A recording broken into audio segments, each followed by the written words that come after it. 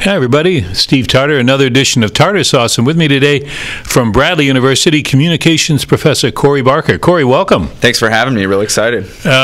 You're coming at a good time. We've got the Oscars on Sunday. Sunday. I didn't even know the day, so that's how bad. But I knew it was coming up. But you've done nothing. So this is your first year at Bradley. Correct. Okay.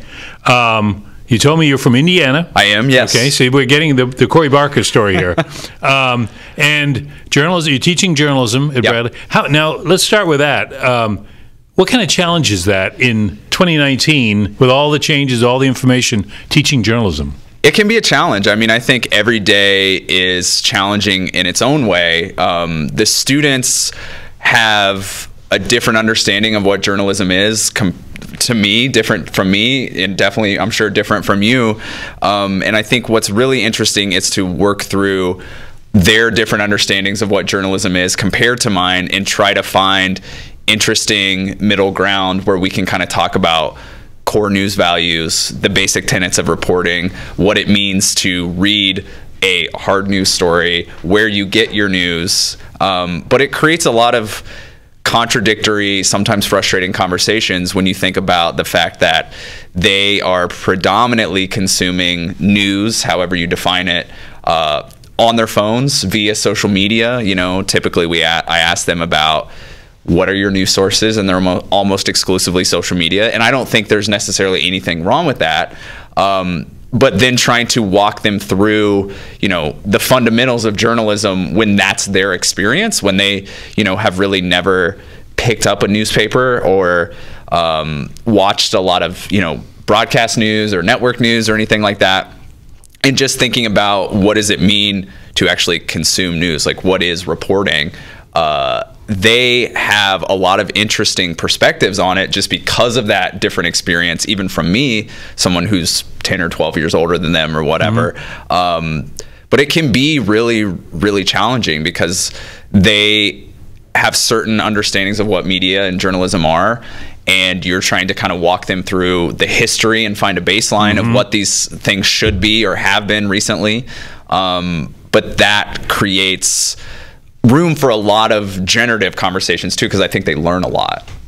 TV is a big part of everyone's life, and I know you mentioned you do freelance for TVGuide.com. That's true, yeah. So you're involved with the modern TV scene, and that's been amazingly changing. But I'm thinking TV news is often forgotten. I don't say forgotten, but I mean, we always go from newspapers that are having problems and folding up like fence posts to internet, which is vast and huge. And we're kind of forgetting that TV has been here, well, strong since the 50s anyway. And that's where a lot of people get the news, because I'm thinking back, whether it's a student or somebody else, when The Daily Show was on. Comical, but they use news, and of course now you still have the Tonight Shows and Colbert and everything else. They're very topical. They'll bring up the thing that Trump said today, and so people are getting it from all angles. And of course that one little part may be segmented, and they watch it on YouTube. Or later on whatever. A clip embedded on Facebook or on Twitter or whatever. I think the television news part is really interesting because they do consume a lot of television news affiliated content, right? I mean, now in particular in our current political climate and everything like that, if they watch any sort of late night TV show, as you suggested, it directly intersects with probably what President Trump did that day, right? All the late night shows talk about it. That's the primary mode of how Saturday Night Live operates now, is, almost every week is somehow related to what the opening skit. The cold open is always, Trump related or Trump administration related. And so I think that's a really cool entry point to kind of talk about different issues. A lot of the times when I bring those things up, I like to use them for comparison to talk about kind of, okay, here's how this basically comedian approached this issue. If it's John Oliver, right, who actually, compared to the rest, goes really in depth and that kind of thing. What are the strategies that he used to present this information? How does he use humor? But also, where did he get his research? A lot of what he does that's successful, I think, is he actually talks about and shows, like, where did his staff most likely get this information that they're then putting together in a piece to make a comedic argument, but then use that to then compare it to a more traditional hard news report about that same issue, and what are the similarities and what are the differences. I think some of the challenges in getting through to anybody, whether they're 18 or 58, is thinking about how television news distills really complicated issues down to either comedy, or if you look at cable news, debate, debate and analysis. We just talked about that in my classes this week, where the news reporting aspects kind of get dulled away. And if you look at CNN, Fox News, MSNBC, even the networks to some extent with their primary programming, you get so much split screen debate, and that's been going on for 20 years, 25 years now. Right. But, you have that conversation. You pick climate change, for instance, and they bring on somebody who is, a scientist basically saying climate change is real and here's all the reasons why. And then you bring on somebody who is maybe a climate change denier or a skeptic who doesn't have that scientific background. But when you frame them side by side and you basically let them debate it, and then at the end of the segment, the host or producer says, it's a complicated issue, and that's it. You figure it out. Yeah. And some things, I think, where journalism needs to evolve, from my perspective, is finding the right way to present these controversial issues without falling victim to a sense of both sides, that not every issue has completely even both sides, so thinking about that and teaching that to 18 to 21-year-old students who have grown up completely surrounded by that, at least from my perspective. When I was growing up, I was still consuming newspapers. I was still consuming primarily broadcast TV news, that sort of thing. It wasn't as prominent as we have now. And so thinking about how to reach them and teach them the core values, and how to, potentially build a career in this environment without just falling victim to debate, And when you mentioned that debate thing, don't ask me why the brain operates the way it does, but I was flashing back to a Larry King TV interview on UFOs. Yes. Where you had somebody, this is my favorite topic. Bob Jacobs, yes, from Bradley, formerly Bradley, he's retired now, who had seen one when he was in the service back in, I think, in the 50s. And Bob was on there, and they had other people. And then they brought in, I forget his name now, but the guy who used to be a science guy. Bill Nye. Bill Nye. Yep. Thank you. Thank God it rhymes. I can remember it. But Bill Nye was a denier, yep, a UFO denier, yeah, as you know, probably, if you follow that. And the whole show changed, yep, because now Bill Nye was kind of laughing and, yes, hey, we got to make fun of these guys. And it was like, no, we were, not to say, UFO definitely existed, but there was a different thrust, right, of the show. And I think that's what you're saying. Let's examine it before we oppose it. Yeah, and I think that so often, particularly right now with our current, White House administration and their opposition to the media and the news, it's such a charged environment that the media, or the news industry broadly defined, is in some ways on the defensive. They're trying to legitimize themselves, consistently improve. We aren't the enemy of the people, as our current president suggests, right? But then they still kind of fall victim to the things that they think make good television, for instance, like that we need debate. Or, this week the big controversy is, that CNN has hired a former, Republican administration, operator, basically. I can't remember her exact position. A spokesman from that side to be the lead of their editorial coverage for the 2020 presidential election, or elections as a whole, has no journalism experience. She completely has worked in, PR and as kind of a political, operative, that sort of thing. And now she is running CNN's election coverage. Wow. And from their perspective, I guess the CNN executives have said, she has a lot of connections. She knows, how things are kind of done. And even some CNN employees are reportedly, pretty upset because they're thinking, we're trying to fight this reputation of us as fake news, and now we're hiring people who don't even have experience. Now maybe we're placating the other side. Right. One of the things you've done, we're talking with Cory Barker from Bradley University, is you've written a book on Netflix. You said he wrote about a year ago. Yeah. You had different essays in there about Netflix? Yeah. So it's an edited collection. It's called The Age of Netflix, and it came out in late 2017.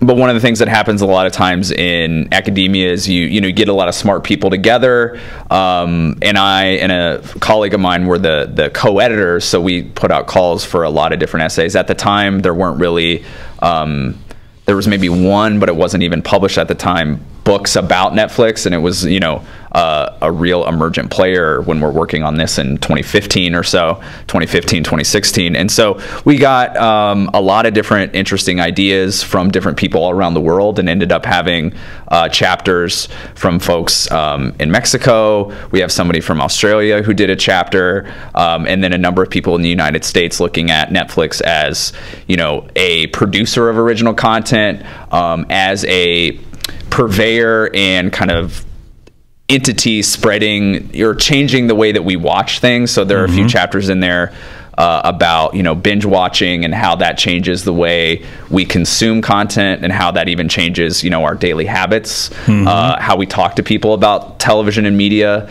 content is a little different because we're consuming it differently. And there are also there's a great chapter in there about a political documentary that ended up on Netflix, and how they kind of had a participatory marketing campaign that tried to get people involved on the internet and that sort of thing.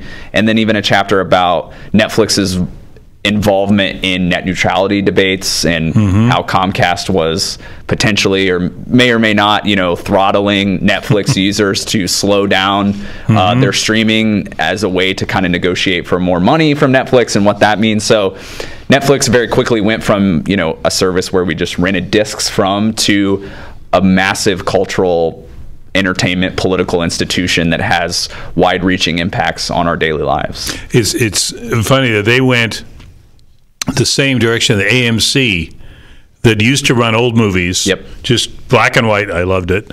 No commercials. And then they suddenly started bringing in all this original content. Well, they did pretty well with that, Mad Men and various other things. Bad to the Breaking Bad. Breaking Bad. I was going to say Bad to the Bone. That wasn't it.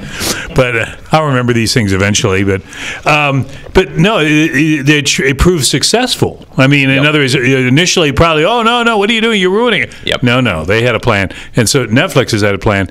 Where do you see this going? I mean, because now I won't say nobody watches regular TV, because obviously there's some people that still respond to aerial TV. I don't know what the percentages are, but some folks don't have cable, some folks don't have satellite. So you got this segmented audience. Where do you see it going? I think the segmentation thing is huge. I think exclusive original content is the way that this is going. I mean, I was actually just talking to my students about this yesterday. I'm teaching a senior level seminar class about kind of the new media industries, where we're talking about things like Netflix. Yesterday we were specifically talking about Disney. They are, this year, by the end of this year, they will have released their own streaming service called Disney Plus. And the big thing there is that Disney for years has had a licensing agreement with Netflix, where a lot of the Disney content, not everything, but eventually, like if you were to go to Netflix right now, Black Panther is there, right? The latest Pixar movies are there. So that's been the place that Disney has put a lot of its, movies, and they've had the Marvel TV shows that have been Netflix originals over the last 5 or 6 years. Now Disney is pulling all of that stuff off of Netflix, and they are creating their own behemoth streaming site that is going to have, in theory, all of their library content. So that means live action films, animated films, the animated TV shows that they have rights to, shorts, that sort of thing. And they are putting billions of dollars behind a bunch of originals. So there's going to be original Star Wars shows. There's going to be original Marvel shows. Original Pixar things. So their goal is to basically say, we Disney, which owns everything that you care about on some level, we're going to have all this stuff from anybody's childhood, your childhood, my childhood. They've got it, right? And all kinds of new content, and they're going to try to package and compete with Netflix. And that's what we're going to see all these media conglomerates do. I think the thing that I was talking to my students about, 5, 6, 7 years ago was kind of the peak streaming era where most everything that you wanted that was recent-ish, you could find on Netflix. Netflix was kind of the home for just a lot of stuff, right? That they didn't create, but they licensed it, and everybody, all the studios put their material there. Because streaming has become such a fundamental platform for distribution in the way that so many people watch, Netflix saw the writing on the wall that eventually all these licensing agreements they had with Disney, with Warner Brothers, with Fox, all these different studios, eventually those studios were going to say, now we have to, you have to pay us way more for us to give you your content.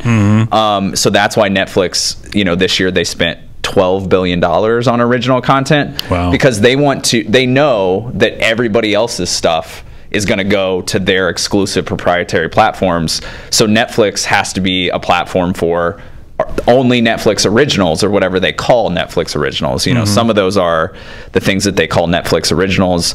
They've still just bought, right? A lot of the things that they call originals are, particularly their international productions, are things that were produced locally somewhere else, and then they just import them to the United States and then slap that Netflix original logo on it, and there you go.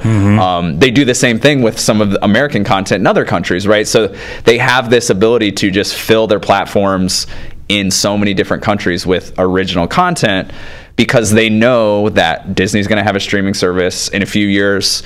Time Warner, AT&T, which is now this even bigger conglomerate, they already have HBO Go and HBO Now as streaming services, but there's going to be a massive Warner Brothers, AT&T streaming platform. Comcast, Universal is working on theirs. So it's going to, instead of having like 5 main TV networks, if you will, from 20 years ago, there are going to be 4 or 5 main streaming platforms.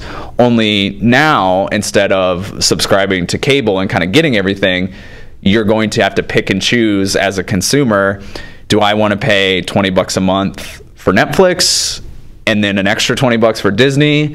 Is my individual budget $50? Is my individual budget $90? And everything is going to be completely exclusive. And then probably there'll be a time where some ingenious business Hollywood person will say, what if we bundle all these together and charge a flat fee, which is literally cable, right? That's the cable. Come right back to we're going to come right. All these people who are my age and younger, who have spent their entire adult life saying, oh, I'm a cable, I've never subscribed to cable. I'm a cord cutter. By the time I'm 45, I'm going to say, well, I've never subscribed to cable or whatever, but I do have the Netflix, Warner Brothers, Disney bundle, which basically has 85% of the content. Right. Yeah. Right. We've got the Oscars coming up. You're an observer of that scene. Any predictions for what we might see on Sunday? Yeah, I think it's going to be a really interesting telecast. Obviously, I'm not sure if you know, but it's been a controversial lead up. They had Kevin Hart as the host, and then people looked into a lot of his controversial comments, and then he stepped down as the host and was maybe going to come back, and now they've decided to go basically without a host. And then they cut a number of the technical awards from the telecast. They said that they were only going to give out some of those below the line, editing, cinematography, those sort of things. Only give those awards out during the commercial breaks, and people revolted. And so now all the awards are back in the telecast. It's unclear what the host is going to be. So it seems like the Oscars and the Academy, they're really, really worried about declining TV ratings, as anyone involved with broadcast TV is. So they keep trying to do things to get people to watch live. And it's just really hard to recoup that live audience in the world that we've already discussed, and all these things they keep doing, all those strategies just alienate the people who do actually want to watch, who care about the technical awards, or care to just see, a person that they don't normally, a non-celebrity, someone who's amazing at their job but isn't on TV or in magazines all the time, win an award and give an interesting speech or whatever. So the telecast itself is going to be really interesting, because up to about a week ago, they thought they had like an extra half hour for other things because these awards weren't going to be in the telecast. Now they are again. But so that my one prediction is that the telecast is going to be a zoo. I'm not sure what's going to happen, but I think where this intersects with my interest is that the likely Best Picture winner is Roma, the Alfonso Cuarón film, which is a Netflix original. So Netflix has, as you talked about, pushed really hard into original content. There are economic reasons for that we've already discussed, but there are also cultural, discursive, reputational reasons for that too, in that, Netflix, they're competing with everybody, but they really do want to compete with the HBOs of the world, with the major prestige studios and film, production houses in the world. And they started their original content push on the TV side, and with things like House of Cards, Orange is the New Black, and now there's hundreds of originals, as we talked about. But they've never won the Outstanding Drama Series Emmy. They've been nominated a bunch of times, but along the way, they've kind of been usurped on that side, where Amazon has won major Emmy awards for its TV shows, and Amazon's whole TV operation has been a mess from a structural level. But they've won awards. Hulu, which is still kind of has no idea really what they're doing, because it's joint owned by Disney, by Comcast, and by Fox, even though that is now going to go over to Disney thanks to another merger. They've won major Emmy awards. So Netflix was kind of the first mover in all this, the one that has the most money, has the best reputation among consumers, but yet they haven't won a lot of major awards on the TV side. So now they're kind of putting all of that awards away on the film side. And Roma is one of the manifestations of that, and it seems like they're going to be successful and win Best Picture. Alfonso Cuarón, who's already won a Best Director Oscar, he's going to win again, most likely. And so this is a big deal for Netflix to be crowned as, the studio that has made the best film or the most prestigious film of the year. It kind of speaks to, pardon me, what you've been saying about these large companies, these large media companies that now dominate the landscape. Because in your recitation about the Oscars, it's about Netflix, not about some individual star. Yep. Which usually was about with Clooney or will so and so finally win, because, and I'm sure those stories exist. Yeah. But they're secondary to, hey, we don't have a host. Yeah. And all this other stuff. And I think that makes for a really interesting telecast, because in September, I think, because the Oscar speculation is a year-round thing, it seemed as if A Star Is Born was going to be the major Oscar player, which is the Bradley Cooper directed, starring, remake of the familiar story. There's been 3 or 4 films of A Star Is Born with so Bradley Cooper and Lady Gaga. Right, that movie came out in early October. And when I saw it, and I'm not an expert or an industry insider necessarily, I said, oh yeah, that's going to win, just because it has all the right cultural and industrial markers, right? It has a popular, well-regarded, Oscar-nominated actor now suddenly deciding to be a director, which is like one of the go-to Hollywood moves, right? You get cachet as an actor. Generally, it's only, actresses don't get to do this kind of thing. But if you're a man, a white man, you get to then say, now I'm a director, right? Bradley Cooper, not known for his musicianship at all before this movie. He's great in character. His musical performance is great. Lady Gaga's fantastic. Just a well-regarded film, and it seemed like among people who do know about this stuff that it's like, oh, it's A Star Is Born. That's the classic Hollywood Oscar narrative. And then we've gone through all the award season, and they're winning for Shallow, the best song, but Bradley Cooper didn't win at the Golden Globes. Lady Gaga didn't win at the Golden Globes other than for song.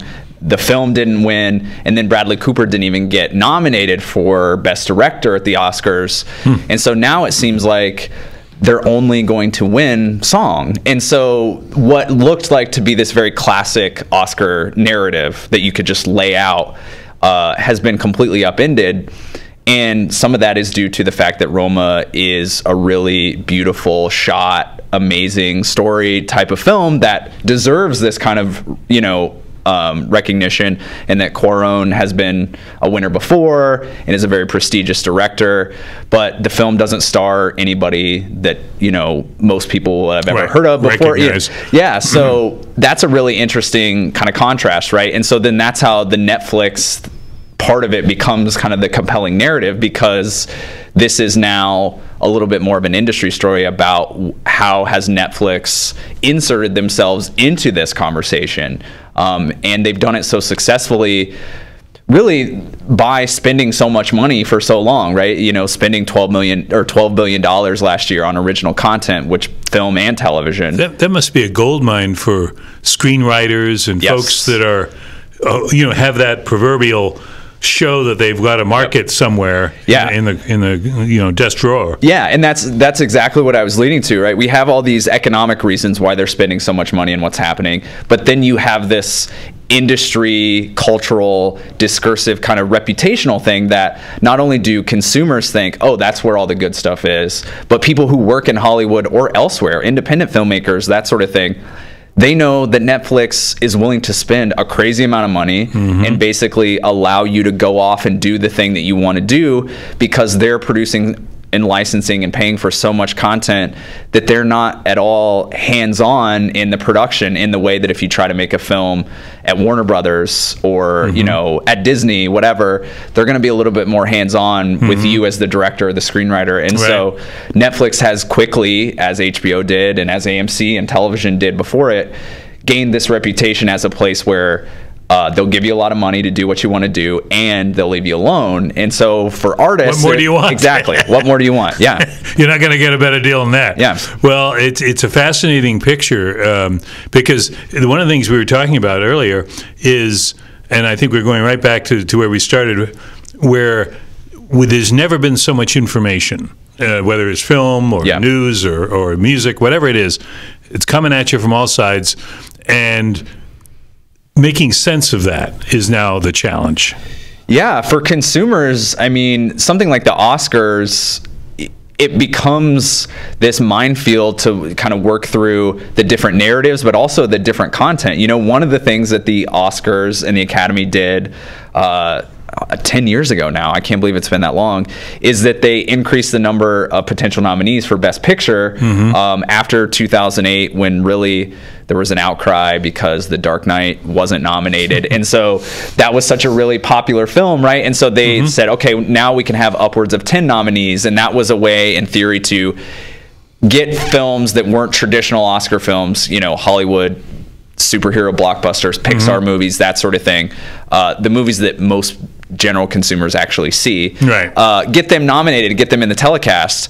And that hasn't really worked that well. And then this year, the thing that they announced in the fall is that they were going to introduce a new category of, I can't even remember the ridiculous title now, but it was essentially Best Popular Film. There's like a new category that seemed like a backwards way to make sure that Black Panther, which is 2018's, you know, highest grossing film, a massive cultural achievement, a pop culture event, that sort of thing, to make sure that it would be rewarded and recognized, because that's the one that people have actually seen. And so I think the Oscars is in this really interesting place, because it is still this cultural event, but because of the way that we consume television, people pay less and less attention to the live broadcast, and because of the way that we consume even film now with streaming services and all the different options, that it's difficult to get people to see a lot of the films beforehand, right? And I mean, that's always been true to a degree, because the Oscars typically award films that aren't the most popular, you know, highest box office gross, you know, films every year. Right. But now it's really tough, because you're nominating more films, which only raises the stakes as far as the number that you have to watch. I know personally, I spent the last 2 weeks trying to watch as many of these movies as possible, just so I can feel like I can have conversations like this, but also when I'm watching the telecast, know, okay, yeah, that is actually a pretty good movie. It deserved that award. How do you pick that one? Exactly.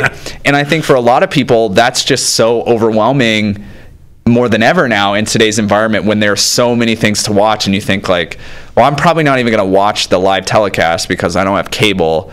So why am I going to watch the films that I'm not really that interested in to be part of that conversation when I know most of the people I work with or in my class or whatever haven't seen them either, right? So it's just this kind of endless, complicated cycle where they want as many people to be involved in this as if it's like this massive cultural event, which it still is to a degree, but culture is more fragmented than ever, that they're never going to recoup that live audience, and they're never going to be such a central event in the way that the Oscars were even in like 1995, you know? Exactly. And you know, that's I guess borne out by what an advertiser would pay for a 30-second spot. Yeah. In the Oscars, I read this, $2.5 million, which is half of the Super Bowl. Of course, we know that the Super Bowl is always traditionally the most watched live event. But outside of sports events and politics, there are precious few live events that people will watch. Yeah, and that's the interesting thing. The Oscars used to be, in a lot of ways, number 2, right? Super Bowl's number 1,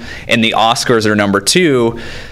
And it was never that everybody who watched the Oscars had seen all the films, but it was just kind of like the Super Bowl. There's millions of people who watch the Super Bowl who don't care about sports, who don't know anything about the team. You know, it's just what we did culturally. And not everybody, I say we generally, but it's just lost that cachet in a way that's then coincided with the fact that people don't have live television and don't feel that urgency. And so, you know, sponsors and the network are consistently trying to find ways to goose the ratings or goose attention in a way that's going to get people invested, which is another reason why personally I thought like the Star is Born thing would work, right? Lady Gaga is a crossover star who has a significant fan base. Signs. And so for that to be kind of pushed out of the way by a less seen film, most likely Netflix doesn't release its viewership data, but I'm guessing still more people have seen A Star is Born than have seen Roma, is probably not exactly what the Oscar telecast producers would want, which is why, you know, they are going to have Lady Gaga and Bradley Cooper perform live. You know, they're trying to say like, yeah, it's probably not going to win the awards. There's tons of rumors that the Oscar telecast is going to be, there's not going to be a host, but that the main cast members of the Avengers movies are somehow going to be involved. Who would you nominate for a host? If somebody said, okay, Cory, you pick one, and whether they take it or not is another matter, but who would you nominate? Well, what's really interesting is the person who I think would be great is reportedly, based on a New York Times, you know, story this week, is the person they actually went to first, and that's The Rock.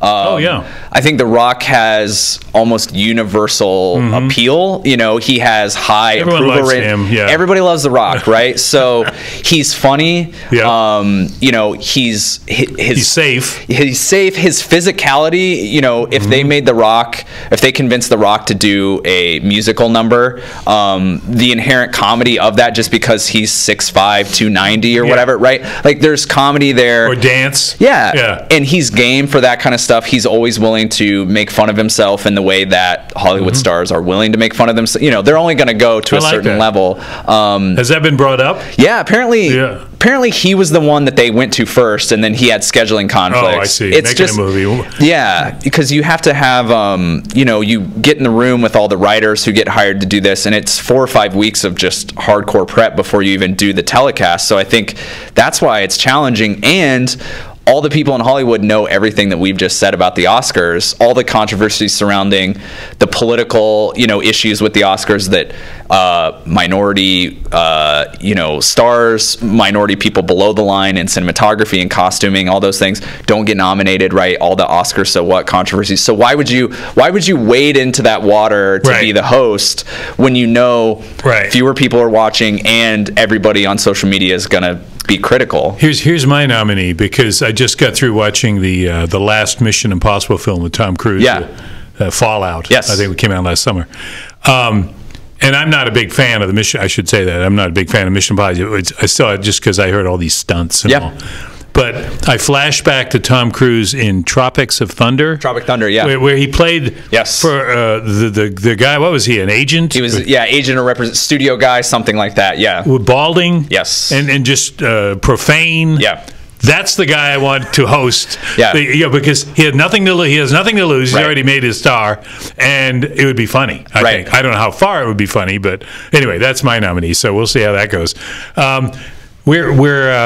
We're talking with Cory Barker from Bradley University. And Cory, one more thing before we wrap it up here.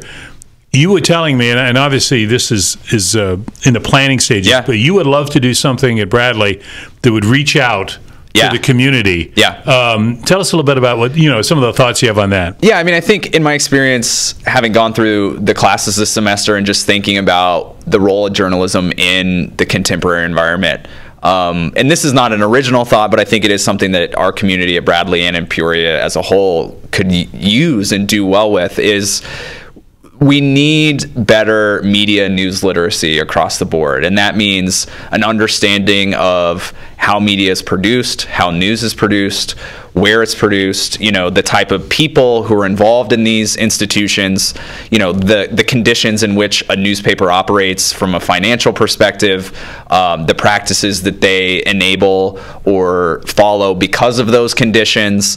And so, my goal, and I've slowly rolled this out in my classes this semester, is thinking about developing media literacy initiatives on campus at Bradley, in the department. Potentially my goal would be eventually to get involved in the Lifelong Learning Institute on campus, to do some community outreach with that, because I think, non-traditional students, senior learners, that sort of thing, that would be a great thing for them to think about, particularly the web and social media, folks who are just not familiar with that type of stuff. What do we do? And I think, and this is jumping the gun on you here because you're still working it out, but that's an intriguing possibility, because I could see young and old going in front of a class or group, where you have somebody from one perspective and not necessarily telling you that's the best way to be, and somebody who's saying, well, this is my world, and then negotiating that whole thing. Yeah, and I think the first step is the college students who I operate with, and then the next subsequent steps are,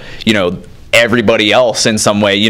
Working with the Lifelong Learning Institute is kind of one side of the age continuum. And it's very well organized at Bradley. And then the other side of that eventually is thinking about, how do we get these kind of initiatives into K through 12? How do we get them into the local schools? Right. Whether it's me or a larger enterprise where we're thinking about how to help young people not have a certain perspective, but just to understand how news and media are made. How they get the information. Yeah, I mean, more and more they are operating in schools with tablets, with computers, where their learning more directly intersects with new media and traditional media in a way that even I didn't when I was coming through K through 12. And so that's not inherently bad that they're using tablets and using videos and that sort of thing. No. That could be really productive for learning. But then how do we also think about building those critical thinking skills related to media,